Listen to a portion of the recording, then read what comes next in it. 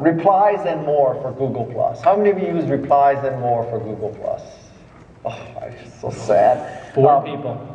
What this does is, when you have it installed, you can click on a reply button and it puts in the plus mention. So you don't have to type in plus and the person's name. So this is the most valuable Google Plus extension I have found, which is because if you're like me and you're manually engaging, like the good social media person, you're replying all the time.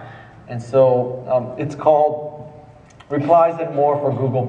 So that's one of my favorites for Google+. And when you talk about third-party apps, a good lot of them right now are functioning only within the Chrome browser. That's a lot of what they did with API extending is in the Chrome browser only. So again, it's Google sort of flexing themselves, saying you should be a Chrome browser user to use this.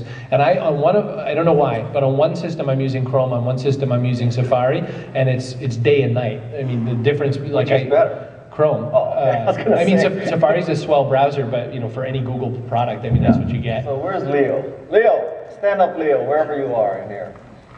He left? He left. What a dope. Okay, so there's this thing called Buffer, B-U-F-F-E-R app.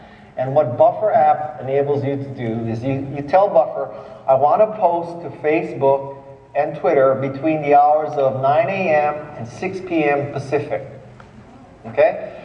And so what you do is, when you find something, there's a button in your browser. So you find a page that you want to post to Twitter or Facebook, and you click on the button, and it lets you compose a tweet or compose a Facebook update, and then it puts it in the buffer. So let's say you find this thing at midnight Pacific. You put it in the buffer, and it won't get posted or tweeted out till 9 a.m. the next morning. And so now there's a difference between, there's a lot of things that schedule tweets.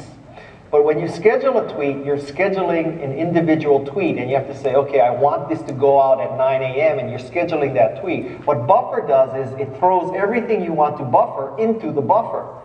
So let's say you throw like 10 things into the buffer. You tell Buffer, I want you to post stuff between 9 a.m. and 6 p.m., 30 minutes apart. And you throw all 10 in there, and at 9 a.m. it starts doing first in, first out.